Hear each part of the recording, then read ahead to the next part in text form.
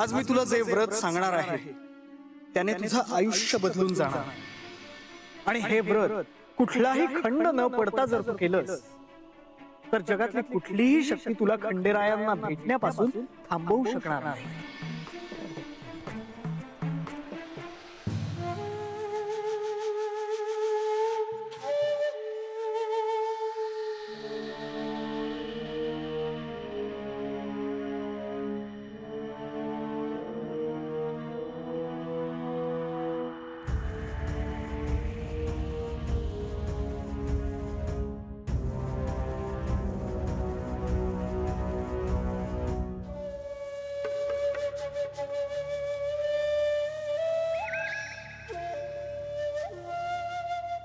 किती झुरतय पोरग,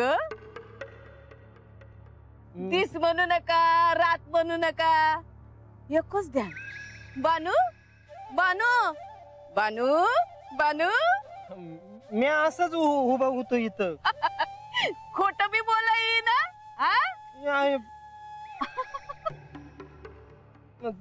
चल घरला चल।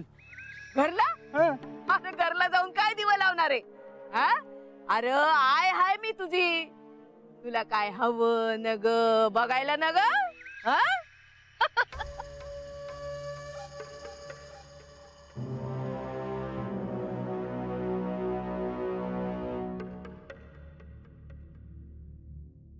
हे बानू कशी आहेस ग? हा ग तुला भेटाय एवढ्या उन्हातानाच थांबलो ना आम्ही। मला कळलंय समज, माझ्या पोरान तुला त्रास दिलाय ना, माझं डोसकच फिरलं बघ कळल्यावर। थांब, तुझ्या देखत त्याला शिक्षा व्हाय पाहिजे। थांब। बानूला त्रास देतोस? हा बानूला त्रास देतो? थांब, देशील बानूला त्रास? देशील देशील देशील देशील त्रास? नाही नाही मारते तुला। माझं पुण्यात असं करणार नाही मी। काय माफी मागतो। माफी मागतो? अरे माझी ना ग, या बानूची माफी माग। चल हा माफी माग। मागतो। अगं मावशी नको, जाऊ दे जाऊ दे, घरला लय काम पडलेत, मी आज जाते। हा घरला लई काम पडल्यात, निघ निघ निघ। जातो, काठी आण माझी।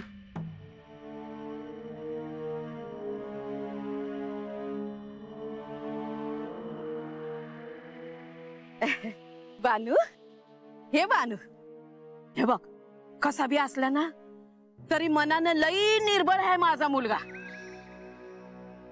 तू राग नग धरू बर का? हा या माझ्या घरला दुपारी येळ काढून,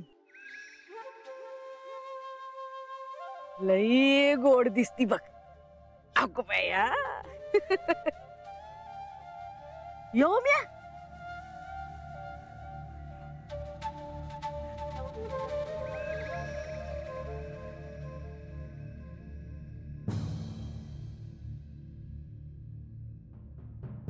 तेव्हा खंडेराया चांगली बुद्धी दे रे हंसते।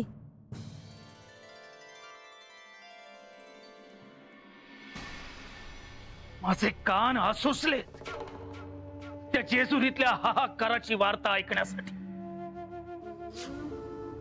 माझ्या मायावी पाशातून त्या जेजुरीच्या खंडेरायांनी वरुणाला मोकळं केलं, तुझ्या जहाल विषाला निकामी केलं, वेशीवर भंडारा फेकून माझ्या शक्तींना अटकाव केला। पण त्यामुळे माझ्या सुडाचा हा वणवा शमणार नाही। जेजुरीच्या खंडेरायाचं अभय मिळालेल्या कुठल्याही व्यक्तीची कधीही कसलीही हानी होत नाही अशी जेजुरीतल्या लोकांची श्रद्धा आहे। त्यामुळे तिथे मंगलमय वातावरण आहे। त्यातून खंडेरायाच्या विवाहाची तिथी निश्चित झाल्यामुळे सगळीकडे चैतन्याचं उधाण आलेलं आहे। तुझ्या बोलण्यातून मला आनंदाचा, चैतन्याचा घाणेरडा वास येतोय। आपल्या मायावी शक्ती निष्प्रभ करणाऱ्या त्या खंडेरायाला तू घाबरला तर नाहीस ना? कारण तसे असेल तर तुझा मृत्यू साक्षात तुझ्या समोर उभा आहे। याची जाणीव असू देत. आणि जेजुरीच्या लोकांची ती श्रद्धा मी त्यांच्या समोरच पोल ठरवे. काय म्हणालास तू मगाशी? विवाह तिथी निश्चित झाली. जेजुरीत चैतन्याचं वातावरण आहे. म्हणजे या विवाहासाठी आपल्याला आहेर पाठवावा लागणार. आहेराची तयारी करायला घ्या.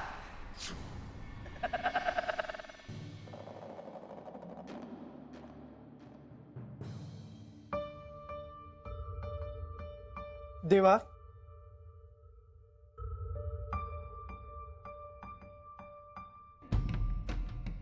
म्हाळसा देवी आणि आपल्या विवाहास आता कमी दिवस उरले आहेत. विवाहाच्या पूर्वतयारीस अद्याप सुरुवातही झालेली नाही आणि नेमका कुंभक जागा झाला. आपण काय करायचे ठरवले आहे देवा? प्रधानजी, आम्हास ठाऊक आहे की कुंभक थेट हल्ला करणार नाही. त्याला त्याच्या क्षमतेची जाणीव आहे आणि म्हणूनच आपल्या वडिलांच्या वधाचा सूड घेण्यासाठी तुमच्या प्रिय व्यक्तींना धोका उत्पन्न करू शकतो. देवा, जर का त्यांनी काही केले तर त्याला नियंत्रित करण्याची जबाबदारी आपण माझ्यावर सोपवावी, जेणेकरून आपल्या प्रजेला कोणत्याही प्रकारची इजा तो पोहोचवू शकत नाही. प्रधानजी, आपल्या कुशलतेबद्दल कोणतीही शंका नाही, परंतु आपल्या समोर अनेक महत्वाची कार्य आहेत. तेव्हा हे कार्य आम्हालाच करू द्यावे.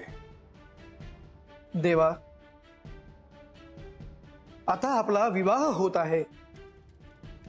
माझी अशी इच्छा होती की आपण त्या क्षणांचा आनंद घ्यावा, त्यात रममाण व्हावं. प्रधानजी, आमचे आद्य कार्य, आमचे आद्य कर्तव्य प्रजेचे संरक्षण करणे आहे आणि हे आम्हालाच पार पाडले पाहिजे.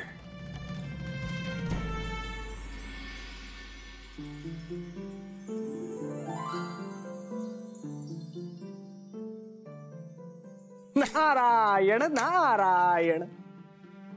प्रभू, आज जेजुरी सोडून आपण मला इथे भेटायला बोलवलं, याचं कारण काही कळलं नाही. मुनिवर, शिवलीलेचा भाग म्हणून आपण आपले कार्य करीत आहात, परंतु त्यात काही हस्तक्षेप तर होत नाही ना, ज्यामुळे आपणास जेजुरीचे दरवाजे बंद होऊ शकतात. आणि जर का तसं झालं तर काय करावं हे आम्हास कळेना. म्हणून आम्ही आपणास या ठिकाणी भेटावयास बोलावले. पण देवा, आपण काय, मी काय, किंवा साक्षात खंडेराय काय, कृतयुगातल्या माता पार्वतीच्या वचनपूर्तीसाठीच हा सगळा घाट घातलेला आहे. मुनिवर, आपणास जशी आपल्या मूळ स्वरूपाची जाण आहे तशी ती म्हाळसा देवी आणि बानू यांना नाही. केवळ खंडेरायांनाच याचे स्मरण आहे आणि म्हणूनच कृतयुगातील हा विवाह योग सोपा नाही. देवा, म्हणूनच तर मी सहकार्य करत आहे. बानू ही तर परमशिवभक्त आहे. तिला तिच्या ध्येयापर्यंत घेऊन जाणं हे माझं कार्यच नव्हे काय? आपण अगदी योग्य बोलत आहात मुनिवर.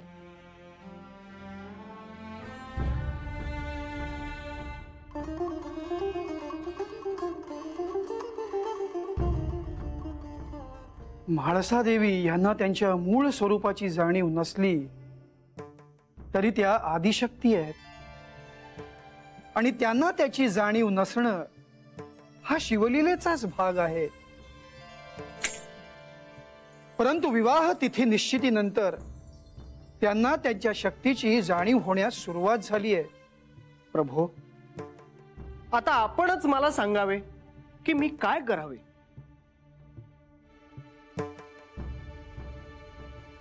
मुनिवर, आपण तात्काळ नेवासे येथे प्रस्थान करावे.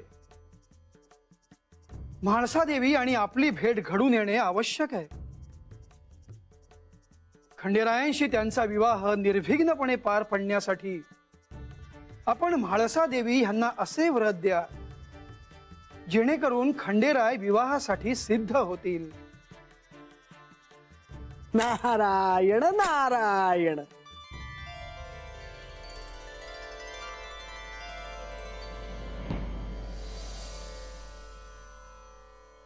नारायण नारायण. ओम भवती भिक्षां देहि.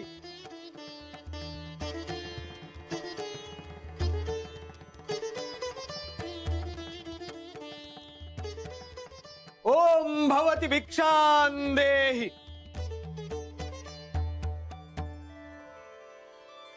ह्या वास्तूत आपले स्वागत आहे. माध्यानीची वेळ आहे.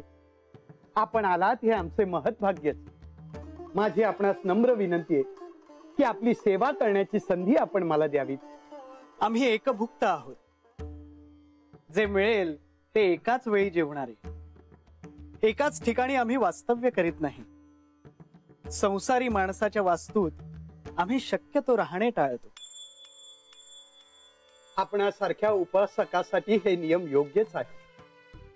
परंतु या वास्तूचे देखील काही अलिखित नियम आहेत. यावेळी आपण आलात, साक्षात परमेश्वर आमच्या दारी आला, तेव्हा आता या वास्तूत शिजलेले अन्न ग्रहण करावे आणि आपली यथायोग्य सेवा करण्याची संधी आम्हाला द्यावी.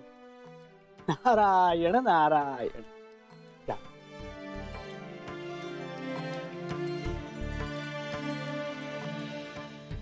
आहा हा हा.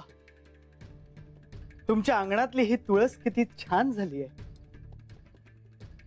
नारायण नारायण. यावे.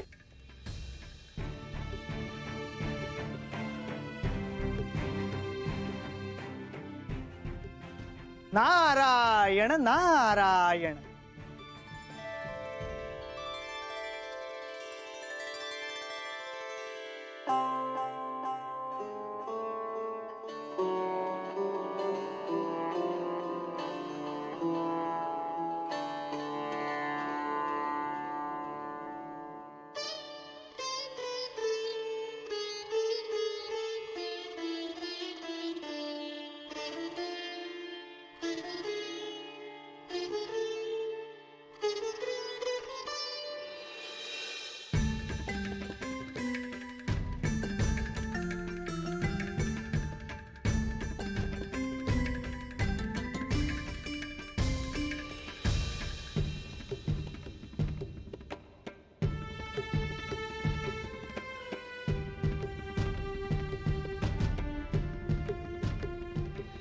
शुभम भवतु.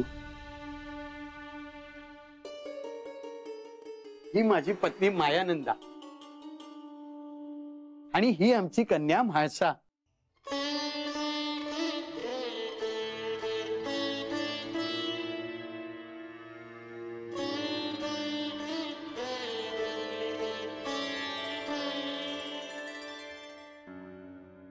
नववधू म्हणजे लक्ष्मीचं रूप. तिने नमस्कार नको करायला.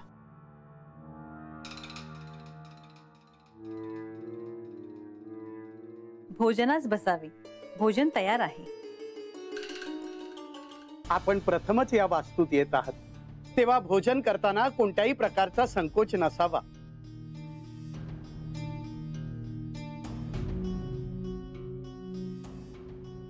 आपण जर या सुवर्ण मुद्रांचा दक्षिणा म्हणून स्वीकार केलात तर आम्हास आनंदच होईल.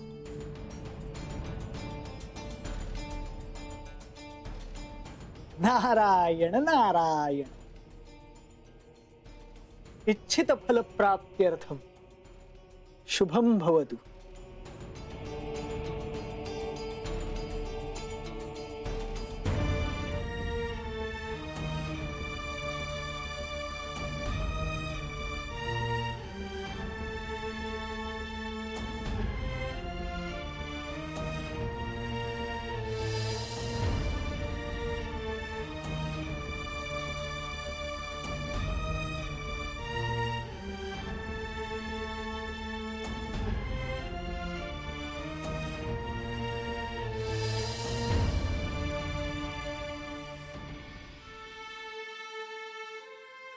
नारायण नारायण.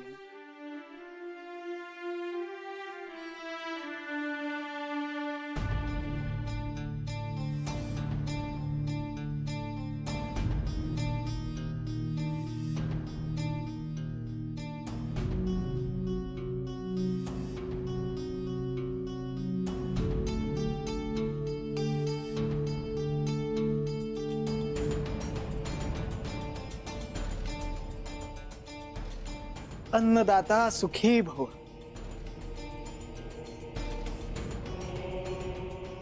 नारायण नारायण.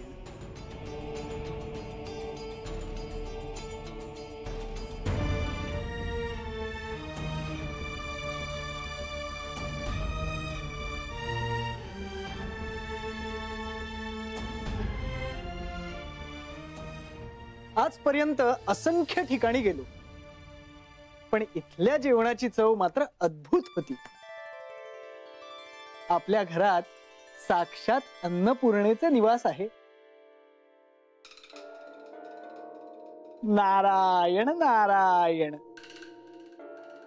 आता आमच्या प्रस्थानाची वेळ झाली, पण जाण्या अगोदर आपणास अत्यंत सहाय्यकारक अशी एक गोष्ट आपणास सांगून जातो. हे लग्न घर आहे. काही दिवसातच आपल्या कन्येचा विवाह संपन्न होईल. कार्यसिद्धीस नेण्यास नारायण समर्थ आहेतच, पण कार्य निर्विघ्नपणे पार पडण्यासाठी एक अत्यंत परिणामकारक असं एक व्रत मी आपल्या कन्येला देऊ इच्छितो. फार बरे होईल. आमच्याकडे कोणत्या क्षणी काय घडेल याचा नेम नाही. हे असे व्रत आपण माळसास जरूर द्या. विवाह कार्य निर्विघ्नपणे पार पडण्यासाठी मला काहीही करावयाचे असेल तर तेही मला जरूर सांगा. दिवस रात्र नुसती चिंता लागून राहिलीये. हे व्रत आपल्या कन्येसाठीच आहे. नारायण नारायण. ऐका तर. थांबा.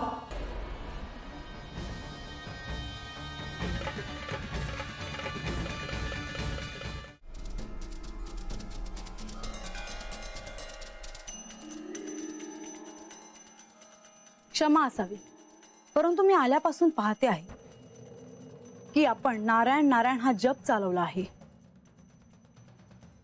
आळसा, बाळा, हे काय बोलतेस तू? हे शिवभक्ताचे घर आहे. येथे शिवाला अखंड जलाभिषेक आणि त्यांचे नामस्मरण सुरू आहे. असे असताना आपण नारायण नारायण जप करून आमच्या भावनांचा अपमान करत आहात. मला हे चालणार नाही. माळसा, कुणाच कधी काय बोलावे याचे तुला भान आहे की नाही?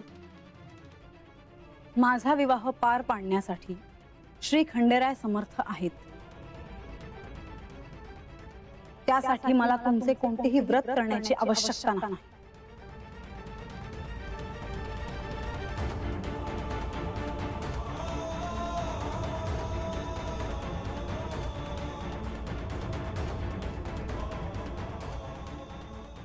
मला जे सांगावयाचे होते ते पोहोचू शकले नाही. हा सर्व शिवलीलेचाच एक भाग आहे. त्याच्या इच्छेसमोर आपण सगळेच अभागी आहोत. आम्हास एका ठिकाणी थांबण्याची आज्ञा नाही. शुभम भवतु.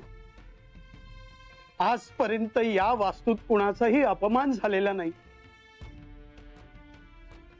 माझ्या कन्येच्या मुखातून जे शब्द निघाले त्याबद्दल मी आपली क्षमा मागतो आणि आपणास नम्र विनंती करतो की आपण मोठ्या मनाने तिला क्षमा करावी. नारायण नारायण. मला एक प्रश्न पडला आहे. विष्णूला प्रिय असलेली तुळस एका शिवभक्ताच्या घरी कशी? मी अशा शिवभक्ताला ओळखतो ज्याच्या घरी बेलाचे झाड आहे आणि त्याखाली शिवलिंग आहे. नारायण नारायण.